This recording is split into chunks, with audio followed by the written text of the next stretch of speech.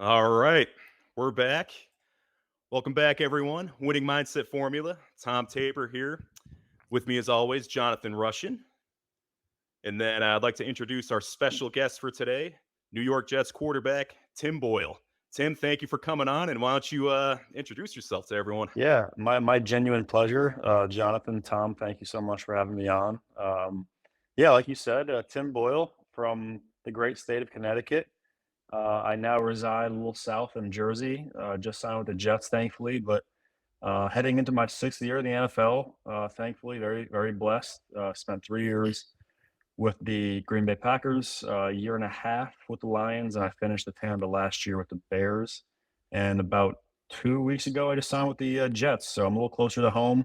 I got my sisters about 45 minutes away from me in Manhattan. My parents are 2 hours away, so I feel the love, and I'm around my people right now, so I'm grateful. Oh, absolutely. Yeah, no, great to have you on. So, Tim, coming out of high school, you were, a star player, star quarterback at Xavier, which is by the way, a powerhouse in Connecticut. You were high school player of the year for the state of Connecticut, your last year. Now, going from there, you get the opportunity to start out at UConn.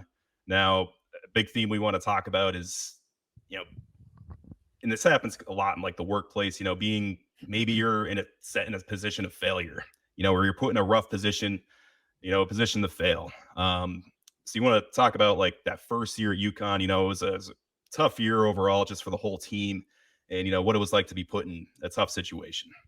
Yeah, and you kind of noted it. I went to a wonderful high school. I won 3 state championships, and I found a lot of success, thankfully. And it gave me the opportunity to continue my football career at a Division I school, which I'm extremely grateful for. But yeah, I mean, it's things are good in high school when you're playing well and you're throwing for a lot of yards. And I have really good teammates around me, and we're the culture that you're absorbed in is about winning and winning big. And that was what I was involved with in high school, and I'm so grateful because I learned how to win. I knew that warrior, that edge, that mentality.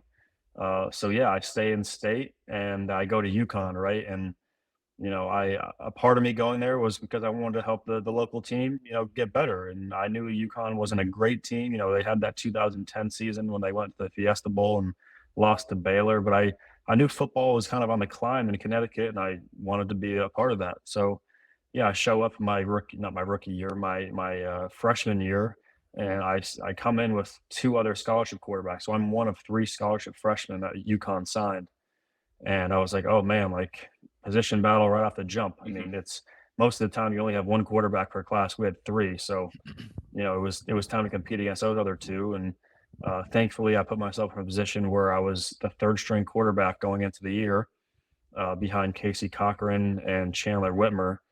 And yeah, just kind of how the season unfolded. I got the opportunity to start 4 games that year, and struggled big time. And you alluded to it, Tom. It's tough.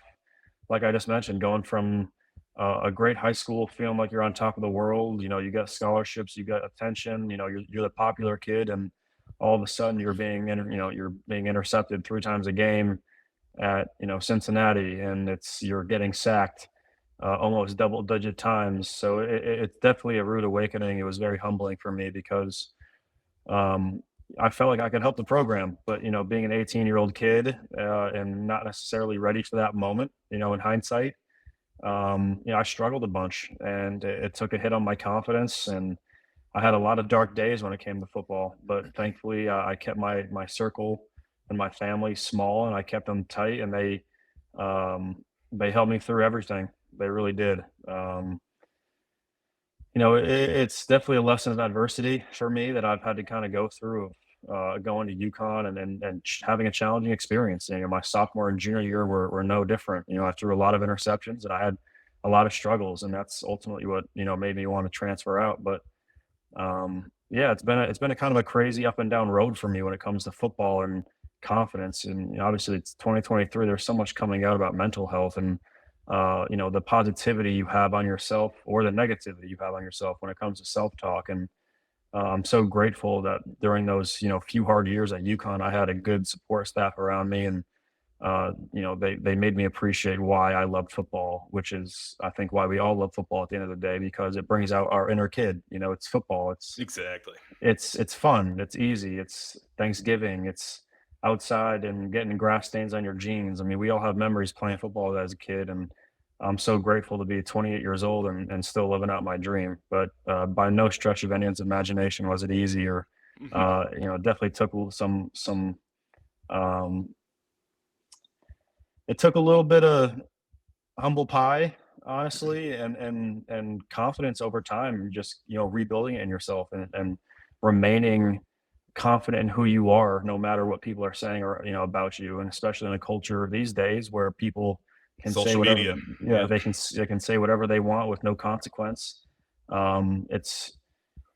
It's tough to believe that athletes read those things or have it affect them, but at the end of the day we're all human beings and we want to please people. We don't want to hurt anyone's feelings, so when people say bad things about us, it takes a little piece out of us. I think that any athlete would say that. um but yeah, definitely some humble pie and had some adversity, but I persevered, thankfully, and here I am, 28 years Mhm. old, and just signed with the Jets, and not looking back one bit. I'm exactly where I'm at right now because of my past. So the ups and downs molded me into the person I am, the leader I am, the player I am. So I'm right where I want to be. No, Absolutely. absolutely. Oh, thanks, bro. Yeah, that was a great answer, bro. I Yeah. appreciate you elaborating on all that. But um, just kind of hearing where you were coming from, like you came from a powerhouse high school, and then you go to a program, you start kind of running into some adversity. Like, did you ever like really encounter losing at that like severity prior to that, or had you always kind of had success up until that? No, yeah, even going back to my youth football days, I had a lot of success and we were winning a lot of games. So it was fun and easy. And, you kind of take winning for granted at that point. And obviously now I do not, especially being in the NFL. It's so challenging every week to win. But, when you're around success and you're around really good players, youth and then into high school, you think that you're blank doesn't stink. You know what I mean? Like you think you're the man, that there's nothing, even if bad things happen, you're gonna rise above it. But I was smacked in the face when I went to UConn with some adversity, and it humbles you a little bit, and you kind of have to reassess why you love football. Um, but yeah, it was pretty incredible going from winning all the time to losing a bunch of games at UConn, unfortunately, and it teaches you how to lose. Just like I say, I learned how to win in high school, and I learned how to lose in college. Most Saturdays were filled with sadness, and you're seeing family after the game, and you're not in a good mood, and it's just you learn mentally how to deal with those ups and downs, and especially as a quarterback, your number one objective is to stay calm, cool, and collected, and very even keeled, because that's what a leader should do, and ups and downs. So definitely a cool moment in hindsight for me, being able to reflect on having the lows, obviously, and having the ups, which was wonderful. But obviously, everyone naturally remembers the bad stuff. But Mhm. taught me a valuable lesson. So I liked how you said it made you think of like why you loved football, right? Like Yeah. re-examine that. Do you think that's kind of like where people when people kind of fall off or they lose like their ability to persevere in a situation, do you think that's what it's from? Is like they don't have as much of an incentive to love it because they're facing that adversity, so they kind of just like they don't really know how to have a relationship with it anymore and they kind of get bogged Yeah. down. Yeah, I think that there's not one size fits all answer to that question. I think broad strokes. I think a lot of it has to do with purpose in life, and it's very easy for me to sit here with my dream job and say I have purpose. If someone wanted to be an astronaut but they're working at Taco Bell, who am I to judge someone having a difficult time trying to wake up in the morning and have purpose? You know what I mean? Obviously, that's a drastic example, but I think people need to understand that, in my opinion, I know I sit on a throne here and sit by saying this with my dream job, but I truly do think people need to, take control of their lives and do the things they want to do because it brings them happiness. It's We live right now in a society and a culture where we are chasing the almighty dollar, and people will sacrifice their happiness to earn money. Um, and I think most people would agree when you're in the darkest of times emotionally that money really doesn't matter. You just want some sanity, you want some purpose, you want to be able to wake up with some love in your heart and go approach the world and affect it in a positive way. So I think people overall need to continue to assess their lives and to put themselves in a position to feel good about themselves. But yeah, it's tough.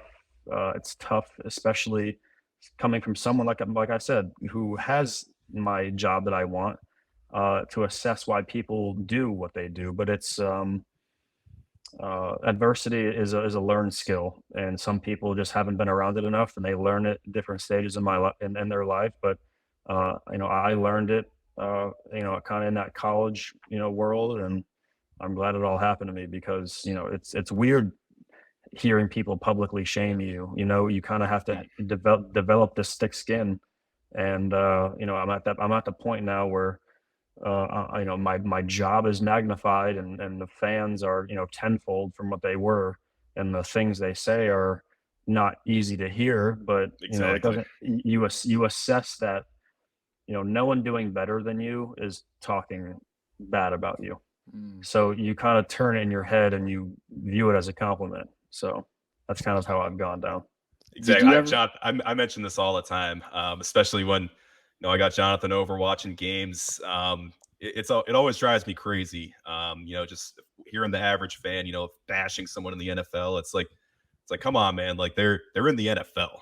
Like Yeah, it's how hard it is to get there. Like yeah, so many people have tried and failed.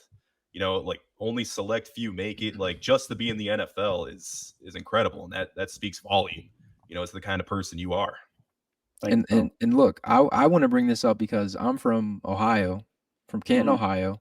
I lived in Cleveland before I moved to Charlotte, so I grew up, you know, watching the Browns. It's the constant like the quarterback carousel, and all the fans are like, "Wow," the fans are even like giving these players that are drafted like a couple games, and then they're like, "Oh, they suck already." You To know what I write them mean? off. So Yeah, like I when you said that, Tom, I'm like, yeah, it is crazy how quickly like fans or just people in general, not even fans, like I think it goes across like multiple phases in life where people kind of just I don't know if it's like habitually they just like tend to like not want to see like people see their success through or like they just write them off too early. I don't know what that is, but it's almost like some yeah. people just habitually do that. Yeah, well, we unfortunately live in a society where it's cool to knock someone down who's above you. And if you are comfortable and happy with who you are as a human being, it should never cross your mind. So, like I said, no one doing better than you is ever talking shit about you. Sorry for my language, but it's Oh the no, truth. no I mean, worries, no and worries at all. think about it. If you are comfortable with who you are and what you bring to the world, it's You should never you put view it anyone down. exactly. And I think the objective in this life is to spread some positivity and some love, and not do the opposite. Absolutely. Well I mean, said. and no one person can ever really apologize for like their journey. You know what I Yep. mean? Yep. Like you said, you learned how to win in high school, you learned how to lose in college. Like that was all a part of what needed to happen for you to make it to where you got, Yeah, I you agree, and know? I'm glad it happened. And no one can really define that for you. You know what I mean? That's your puzzle. And yeah, like you said, just unfortunately it's like a cool thing to do, but I'm glad you're like someone that can stand on that message of like, don't pay attention to those people, use that adversity because that's what people need to hear in this Yeah, in this it's a this day and compliment. age. It's a compliment, and that's how I turned it in my head. That if people want to say anything about me, that ultimately in their mind they're jealous, they're the ones hurting. I'm not really doing anything to hurt them. For sure. Did you ever have any like did you use it as motivation at all or was it more of like just learning how to turn it off and keep Um, I'll be quite honest with you. I did at an early stage, but I learned that that's an empty well towards. Yeah, you can draw from it all you want, but at the end of the day, it's an empty well. It's not going to get you to the finish line. Everything is going to have to come internally. So everything I do with football, how I work, the people I associate myself is because I want to prove to myself I can do it, and I want to be around good people. And I'm a huge believer in being a product of your environment and surrounding Mhm. yourself with good people and people who are going to make you better. So, um, yeah, that's kind of where I stand. That's him going off of that, surrounding yourself with the right people, getting in the right environment. Talk to me about, your decision to transfer to Eastern Kentucky. And Tom, basically, what the environment was there and like what kind of support you had there. Like how different was it to go to a program like that, to go to a culture like that? yeah, so it was an interesting part of my life. Being a kid from Connecticut, staying in Connecticut, 50 minutes away. I had a good family life. Football was tough, but yeah, I really sat down with my parents and I was like, "Hey, I think I want to transfer." I think my self belief for my future was still in my head. I still believed I had enough to try to make it to the next level. So I made the decision to transfer middle of my junior year to Eastern Kentucky, and it was obviously a culture shock. I had a few weeks to decide where I was going to go to school. Eastern Kentucky all of a sudden comes knocking, and now I'm trying to wrap my head around being in Richmond, Kentucky for a year. Come to find out, I have to actually stay there for a year and a half, 2 years, because I had to redshirt because of some crazy NCAA rule. But don't get me started on the NCAA. It's changed Um, now. It's completely yeah, changed. It's not even a rule anymore. I'm grateful now that now there's a transfer portal. It's incredible. Yep. Now I had to sit out a year because of some crazy rule, but yeah. So I transferred down to Eastern Kentucky, and I have to redshirt. So that's kind of the whole sticky situation. I thought I'd be able to transfer and play right away, but that wasn't the case because of the NCAA. And so I transferred. So my true senior year, I redshirted, which was a very interesting perspective for me because I'm 22 years old. I've been through the ringer. I've played college football before, and now I'm at Eastern Kentucky with a brand new coach, brand new staff, new offense, new defense. They bring in a bunch of transfers, and you're trying to build a culture at that point. And as a head coach coming in, and Coach Elder was wonderful, and I think he did a really good job. But you have to help a coach like that, a first time head coach, understand what his culture is and try to help him implement it. And I think that was my objective my fifth year, not sorry, my true senior year when I was redshirting. I was voted on the player council by the team, which was wonderful, and I was able to voice my opinion on some things. And ultimately, a good team is ran by the players. It's accountability led. The coaches should really be givers of information. They shouldn't have to hold anyone accountable, and it's really hard to do in today's society because everyone wants to be loved and liked. And I had a tough time with it in college. I towards the end too. I know LJ told you guys the story of me kind of talking to them after a meeting. Mhm. That's extremely uncomfortable for me to do. I don't enjoy. I'm not like a cold hearted killer and going Not at after all. people. Mhm. You know what I mean? I'm a soft, gentle dude, but like at some point you have to be like, hey, like I need some help. I need some backup. Like I can't just do this all by myself. And But look at LJ the was a impact you had on LJ by doing yeah, that. and I'm grateful for that. And it's uncomfortable because you don't know how they're gonna take it, and you Mhm. don't know if LJ gets sensitive if I say that, then maybe it's a friendship ruined. But Mhm. come to find out, it was one of the coolest things that happened to our friendship and him as a leader, and it, kind of helped our friendship grow and blossom, which I'm so grateful it did. But yeah, I go to Eastern Kentucky, and I'm redshirting. I'm trying to help the coach implement this culture. And we didn't have a great year that year, but right after the last game of the season, I was out the gate. That was my team then. I was going to be the starting quarterback for my fifth year senior year. I got this stud offensive lineman who transferred down from UConn, um, who shall remain nameless on paper. And we had a really good group of guys. Tom, you asked me kind of how that was going down to Kentucky. Mhm. Um, I completely spread my wings and flew in Kentucky. Being away from home and having a new bank account and having my own car down there. And if I needed something done, I'm doing it myself. There's no Exactly. calling mom and dad. Like, it's, I really had to grow up down there, which I'm grateful for. And the people that Coach Elder brought in was wonderful, especially for that fifth year senior year. And we had really good leadership on that team. We had a really good group of guys. Obviously, Kagan Skidmore, transferred, not transferred, but he moved from the defense to the offense. And, he added this kind of warrior mentality to the offensive line that I think kind of fed those Gave us guys up attitude. front. Gave us an attitude for 100%. sure. 100%. And I still believe this in the NFL. I think offensive linemen should be complete assholes on the field and just nasty and attitude, but just the sweetest dudes off the field.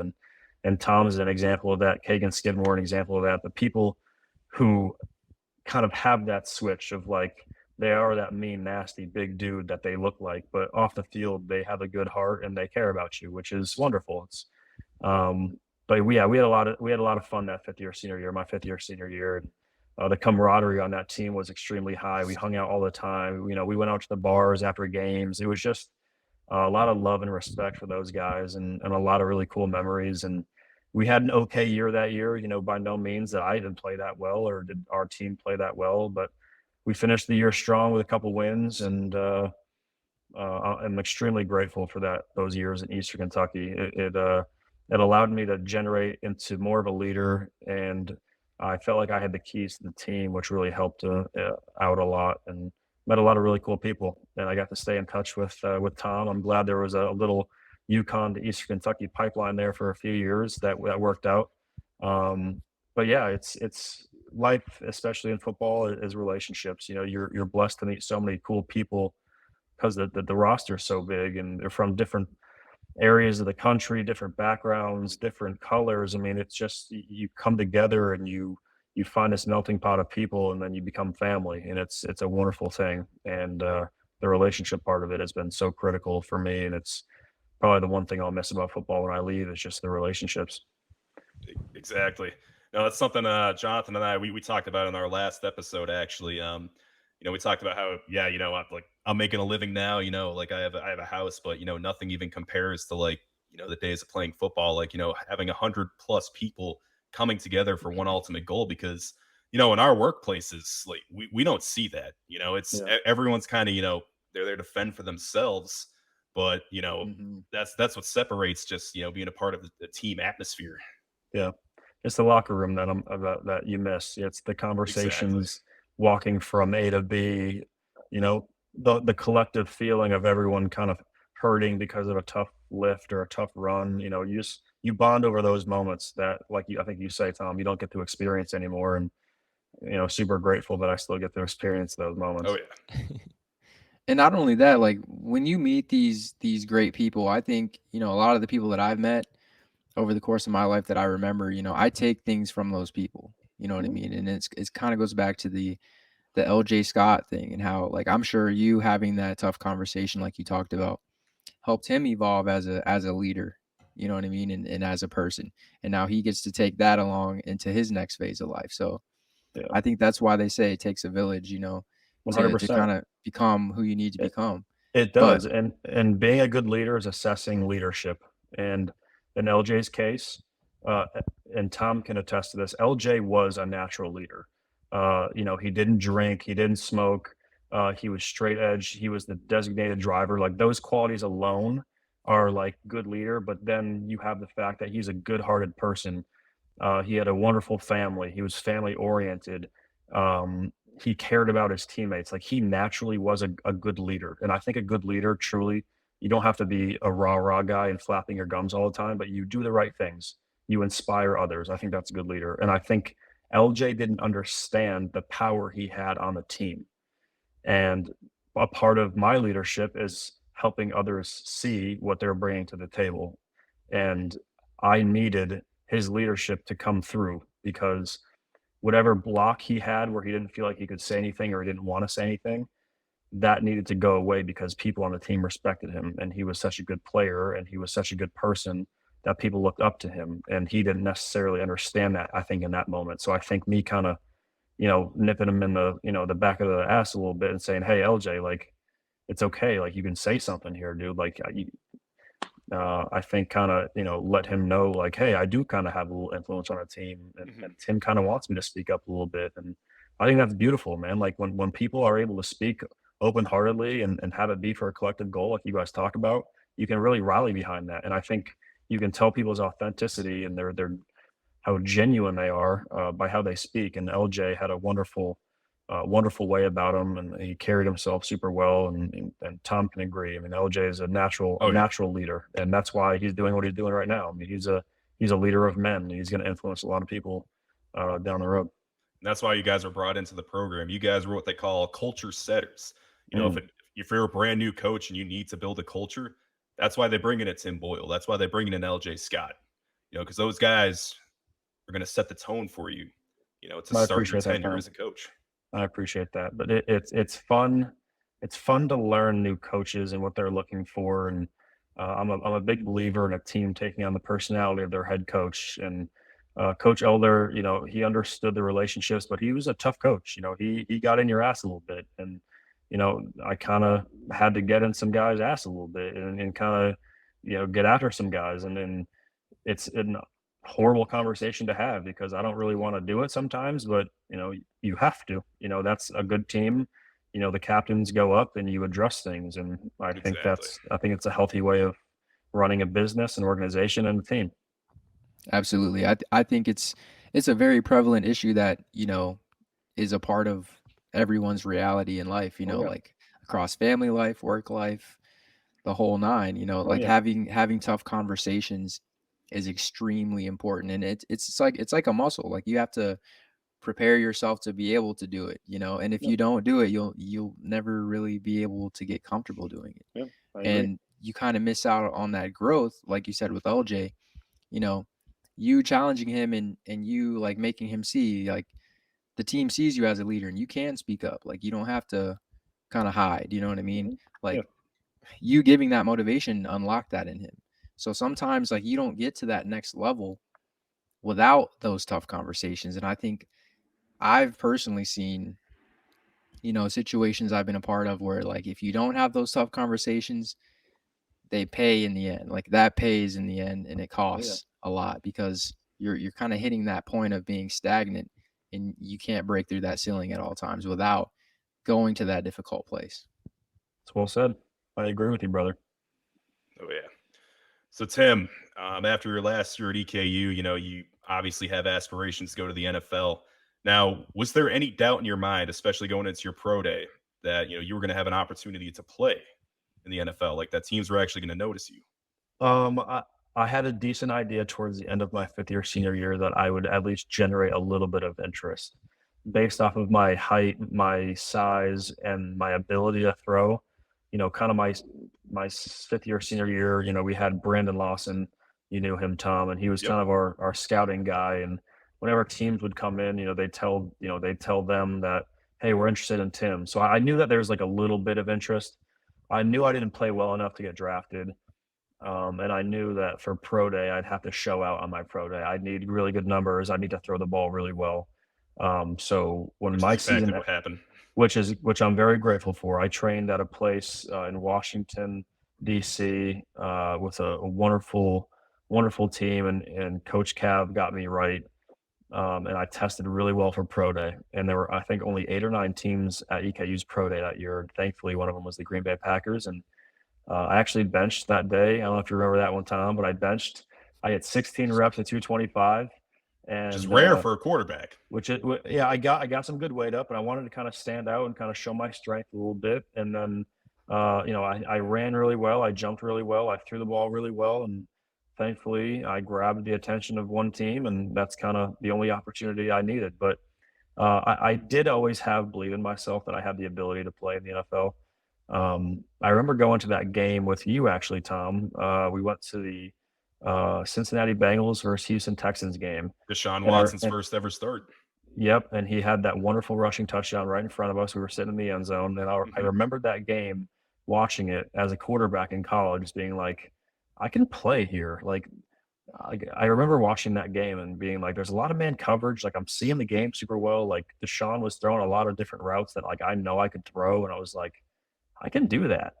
So I had the belief, and thankfully I had that wonderful pro day that really helped me out. And yeah, I got picked up by the Green Bay Packers, went undrafted, and thankfully I'm 6 years deep into this thing.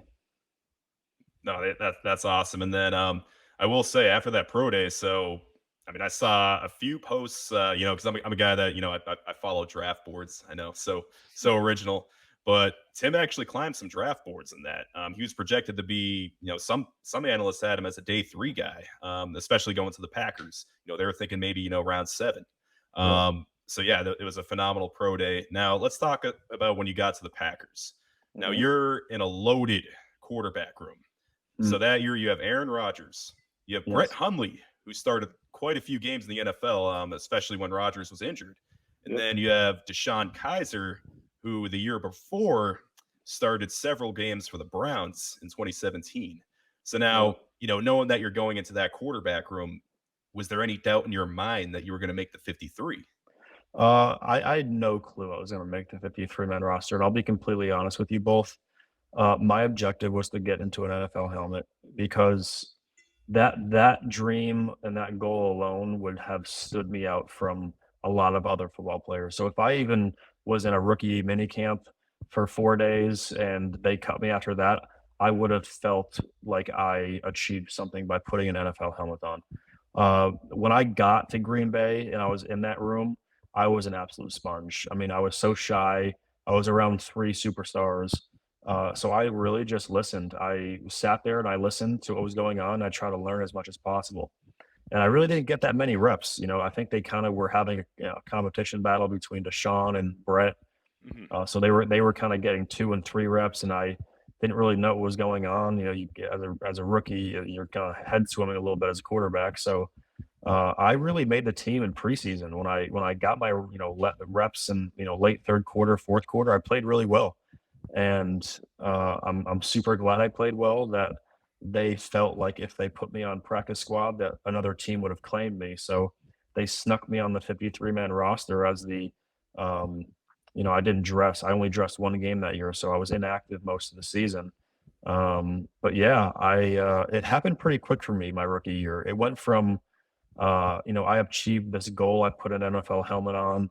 I'm now going into OTAs. I do okay in OTAs and training camp. I'm still kind of swimming, and Mhm. things are starting to click a little bit. And then preseason comes around, and I throw 2 touchdown passes in a game, and I'm like, oh, I can do this. And then all of a sudden, there are rumblings that the Packers might hang on to me on their 53-man roster, and then confidence grows even more. And then cut day happens and I don't get a phone call, which means that I'm on the roster. And I'm like, holy crap, I just made the roster. It's Aaron Rodgers, Deshaun, and me on the roster. I'm like, whoa. So my rookie year was like, I'm so grateful to be in that position.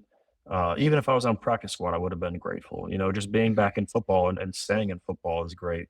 But yeah, my rookie year kind of came out of nowhere, and I'm glad I played super well in preseason, and I put good film out there, and the Packers felt like they needed to keep me, so I'm glad for that. But yeah, my rookie year really happened quick. I really had no clue what was going to happen. I really had no clue. No, So absolutely. I Tim, remember. Oh, you can go ahead, Jonathan. yeah, let me get this one in. Uh, so like, Tim, did you ever develop like the ability to stay present in your mind? Because I feel like with you telling the story about pro day, like the way I'm hearing it is like, how did you kind of know? Like you said, I'm gonna have to have a really good pro day for me to have a chance, right? And then like for you to step up and just deliver on that with all that pressure, like you knew this was the moment, and to go out there and deliver, and then to deliver at being the fourth quarterback on the roster, or whatever the case may be, to deliver in these high pressure moments and not get too far ahead and not like let the pressure or the expectations get to you, to just stay in the moment and execute. Like, can you speak to your ability? Like, did you always kind of have that ability, or did you develop that? Yeah, I was there's definitely a level of presence, but it's really at the end of the day, it's self-belief. Um, so, did I think I was gonna make the roster? No, I really didn't think I'd make the roster, if you guys want me to be honest. Did I believe I could? Yeah, I believed I could, but everything just happened so quick. And, you know, all of a sudden things are starting to click for me and I'm having fun in preseason and I start kind of playing a little bit more loose and the ball's coming off my hand really well. And yeah, I mean it happened really quick, but I think what happened happened for a reason, truthfully. I think I earned that job on the 53-man roster, and yeah, it was definitely a level of presence to just stay there and stay committed because I had a small window, and I knew I had a small window. Mhm. I had one opportunity. I was an undrafted free agent. If I didn't play well, I knew I was going to get cut and my football career was going to be over. So, in hindsight, you kind of just brought this up. And I really haven't thought about it. I'm proud of myself for coming through for myself and in a moment in which I really had only one opportunity. Um, but I kind of find solace knowing that whenever I needed myself, I've come through for myself. So I'm going to continue to believe in myself and let this thing go where it goes. Tim, you achieved something that Kurt Warner never did. What was that? He was undrafted. He was picked up by the Packers in '94. He did not make the roster. Interesting. Yep. I didn't So then know he that. ended up going to the indoor leagues. He went to the Arena League, played Yep. for the Iowa Barns Stormers Stompers for a Yeah. few years before he ended up getting that chance out in St. Louis. His story is incredible, and if you haven't seen that movie, I would highly recommend it. I watched it. It's phenomenal. Yeah, it's American inspiring. It really Underdog. is. If you Yeah, haven't it's seen it, wonderful. Jonathan. What's it called? American Underdog. Yeah, I'll have to check that out. Yeah, it's a Highly pretty recommend. incredible story. I mean, it makes my story of perseverance feel like a little cupcake. Yeah. Oh yeah. So Tim, moving on to your second year. Um, so the stakes are a little higher. You have a chance to actually win the backup spot, like the number two, like literally one play away from playing. It's you and Deshaun Kaiser going at it for the number two spot. Talk to us about that experience and then what it was like to persevere and ultimately win that job. You're behind Aaron Rodgers. Yeah. Um, right after the last game, you kind of have exit meetings. So after my last game of my rookie year, on the meetings, I said, "Hey, it's going to be an open position battle for the backup next year. I just want you to know that." And I was like, "Sweet, like let's go to work." And I actually stayed in Green Bay that offseason. I was dating a girl and she had a job in Green Bay, and it made sense that I was going to get free training and all three meals cooked a day at the facility. So Hmm. I stayed in Green Bay that offseason, and it was brutal from a weather standpoint. It was Oh, negatives. It was negatives every day, and it yep. was horrible. But I got really good work in, and I committed myself that offseason to getting in shape, eating right. I threw a bunch, and yeah, we came back for OTAs and it was open competition and training camp. It was And open a new coaching competition. staff.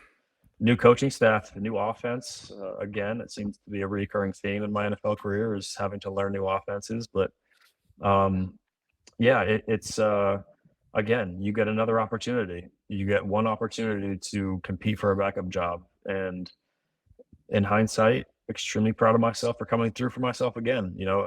If I had two really bad preseason games, Deshaun's winning the job and I get cut, and who knows what happens. But uh, thankfully, in the moment, I was able to breathe and be present and do my thing, and fortunate to win that job. So yeah, like you said, it was crazy.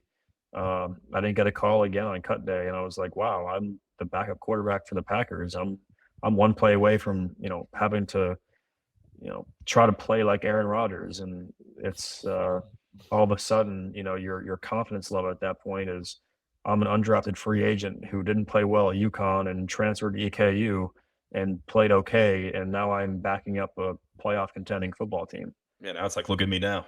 Yeah, so it happened very quick for me, boys, and it kind of went back to that game where I felt, where I was like, I can do this, and I kind of felt like I was able to, be a really sturdy NFL quarterback and do my thing and deliver the ball, and I did those first 2 years. But yeah, I'm grateful that I was able to beat the Sean out, and he's a wonderful guy. We had a really good time, and it was nothing but love, when we heard the news. But it's production based, and I'm glad that I produced enough for them to feel like they had to keep me. Exactly. And then Tim, you actually got to play in a few of the games that year. I did. I got some cleanup garbage time. We were up really good a few games, so I got to play. We were down really good. I got to play, but I remember that one. unfortunately, I didn't get to play any meaningful snaps, like real ball. But I was able to get, my first game. I played against the Vikings. Handed the ball off a few times. My heart's pounding. My whole family is there actually, and it's just, you're finally in an NFL game, like a real NFL game. And it's in Lambeau. It was just it was a cool experience. but you kind of have to reel yourself back in and just understand that it's still 53 and a third by 120. It's a football field no matter where, and kind of block it out and go have fun. No, exactly.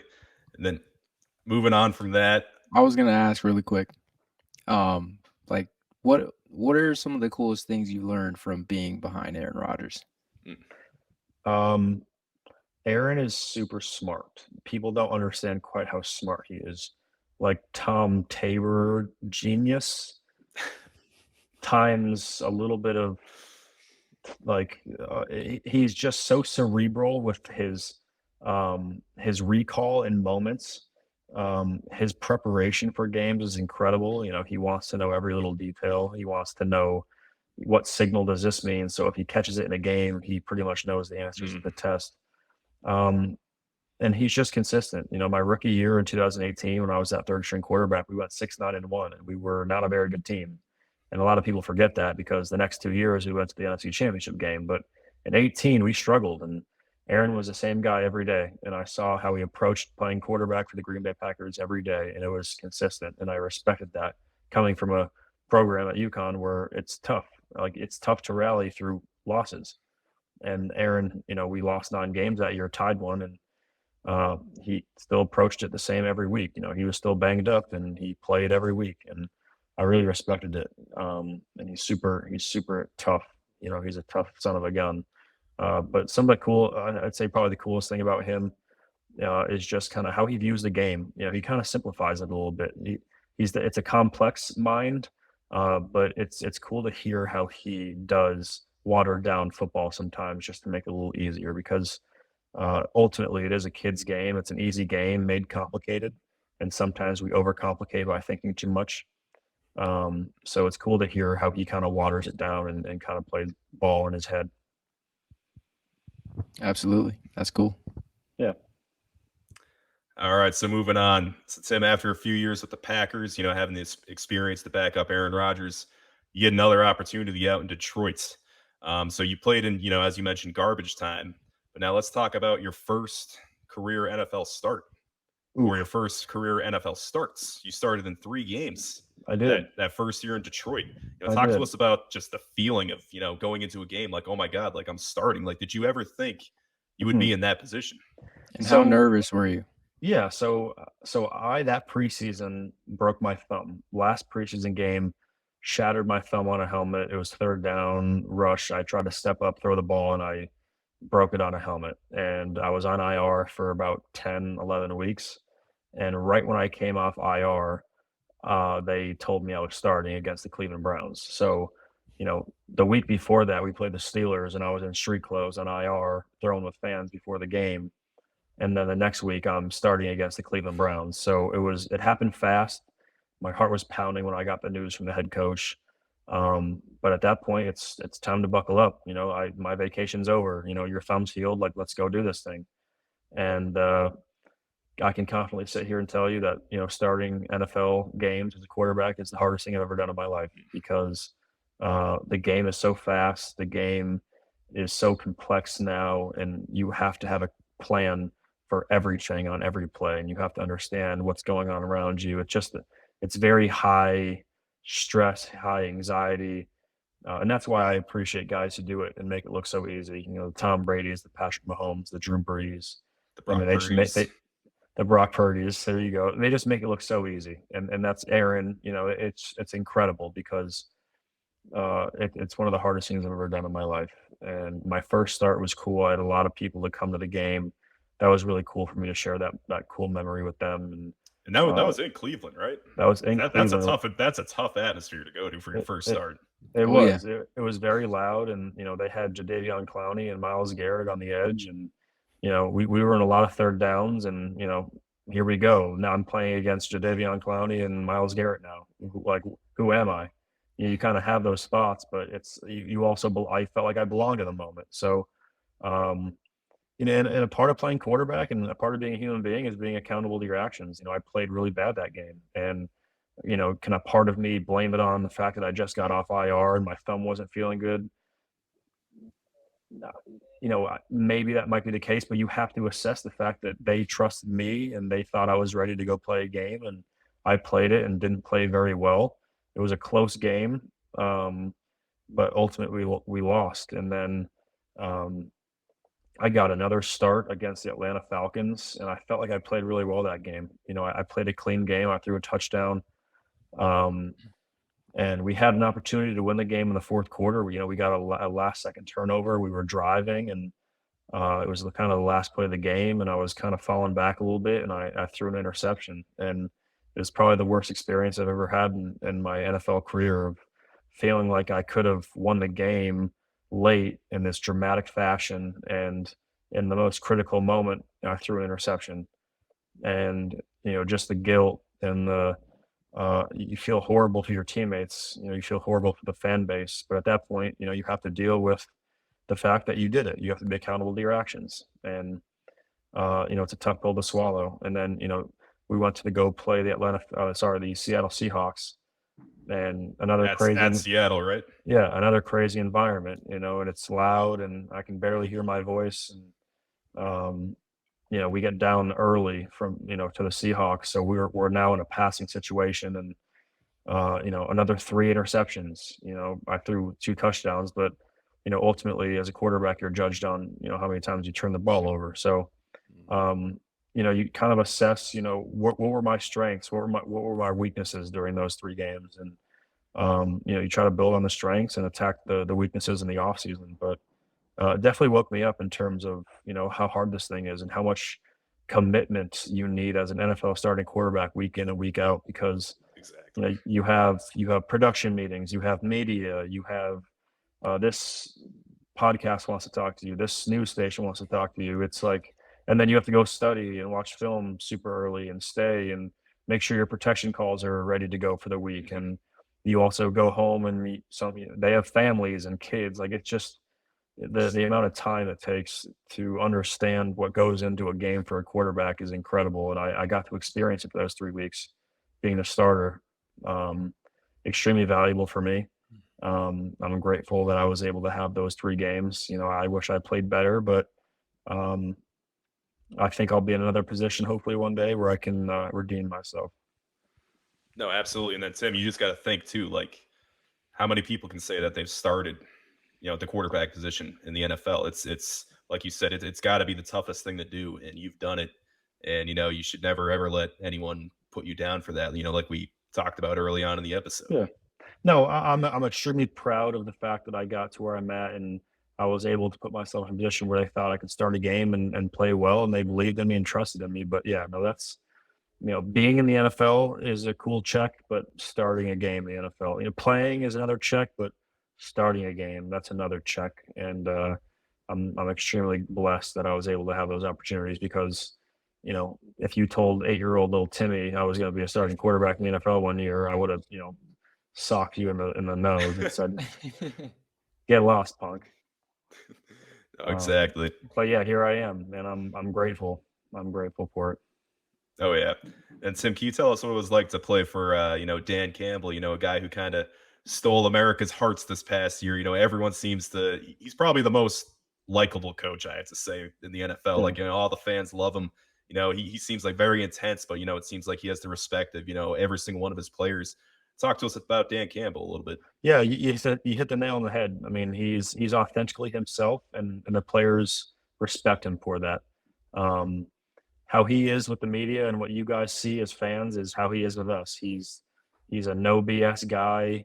He tells you how it is, and he doesn't care, because at the end of the day, it's a business, and he's gentle about it and funny about it, biting kneecaps and the whole thing. But if you sucked, he's going to tell you you sucked, and you have to sit there and own it. And I think that's wonderful, because you have a lot of coaches, unfortunately, in college and even sometimes in the NFL, who they get wrapped up in who they're talking to, and they kind of there's um but you respect especially ex players, and him playing tight end in the NFL when tight ends were hand in the dirt, getting nasty with the offensive line. And he's got some blue collar toughness, some Texas in him, and you respect it from a playing standpoint. So the players love him. I loved him. Sad I still can't play for him.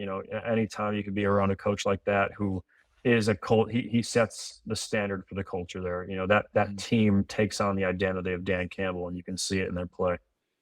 For sure. Exactly, especially this Yeah, past year. I mean, that was yeah, an incredible season, just the way they fought through, yeah, some adversity early on. And yeah, and and that team hasn't looked that good in a while, you know? yeah. So it's I think they're going nowhere but up right now, and I know a bunch of guys on that team, and I love those guys, and even those coaches. It's a good group. It's a good culture right now, and I think it's a good time to be a Lions fan. Truly. No, absolutely, absolutely. Mhm. Then Tim, can you tell everyone, what's next for Tim Boyle? You just signed with the Jets. What are you most looking forward to? Yeah, it's a good question. That's a really good question. I'm looking forward to a new opportunity with a new team. I know a lot of familiar faces here. I played with Al Nazard. I actually just got food with him tonight. Just a couple, former Packer teammates, a former Lion teammate, Coach Hackett, who I knew when I was in high school, getting recruited by Syracuse, who was my offensive coordinator with the Green Bay Packers, who's now my offensive coordinator with the Jets. So I know the system. I know a lot of people in the building. So there's a comforting, warm feeling I get right now, and I'm just excited for a new opportunity because I have to be real with myself. From the outside looking in, and I'm on my last legs in the NFL, and if I don't continue to produce, I'm going to find myself out of a job. So again, in my career, I'm tasked with an opportunity where my back's against the wall, and I just get one more opportunity, and I'm finding solitude knowing that I'm 2 for 2 thus far in the NFL, and I'll pull through for myself. So I'm excited for the opportunity. I'm excited to be close to home. Mhm. This time for me over the past 5 years has been in other cities, and I've very rarely seen my family. I fly and try to see them as much as possible, but having my parents 2 hours away and my sister's 45 minutes in the city, it just gives me more opportunity to be with the people who truly make me happy. Couldn't have said Absolutely. it better.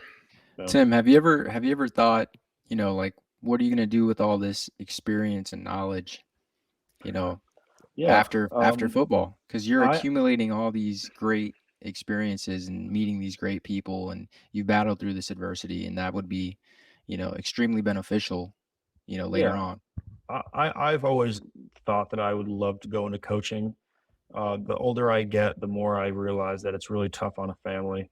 Um, it's really tough from a job security standpoint. The money's great, and I feel like I'd be good at it because I have a lot of knowledge when it comes to football, but I just don't know if it's conducive to having a family life. And I know for a fact I want to be a father. But I think ultimately, when it comes to not even football, but just the experiences I've had in my life, it's really given me some unique perspective on what's important in my life.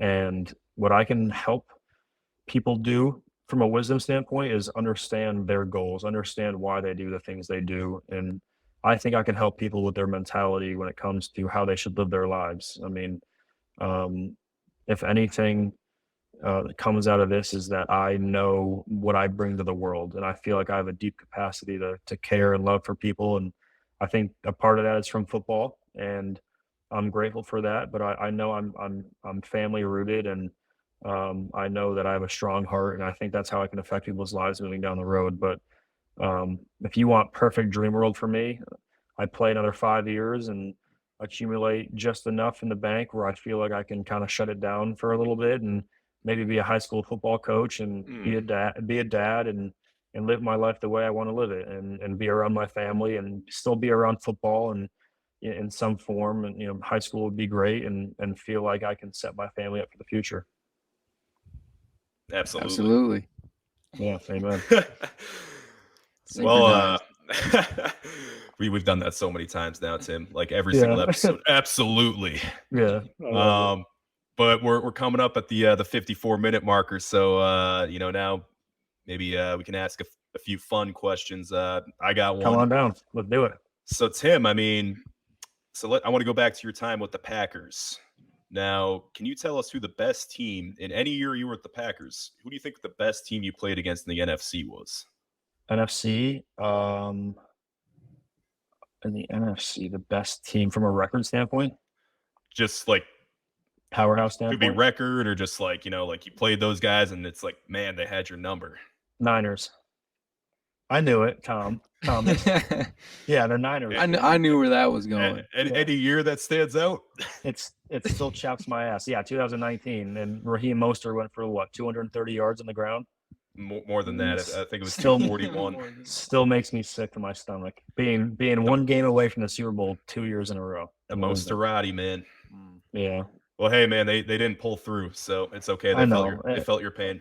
yeah, it is what it is. But yeah, the Niners made a few trips out to San Fran, and most of them haven't been a fun trip home. So Jonathan and I are actually we're going to be making a trip to Levi's this year. We have a friend, actually Very cool. our last guest. So this will be my first ever game at Levi's. I'm freaking. Oh God, I'm stoked. excited for you, Tom. That's Oh. gonna be fun. I'm excited for you. I've only been to Oh.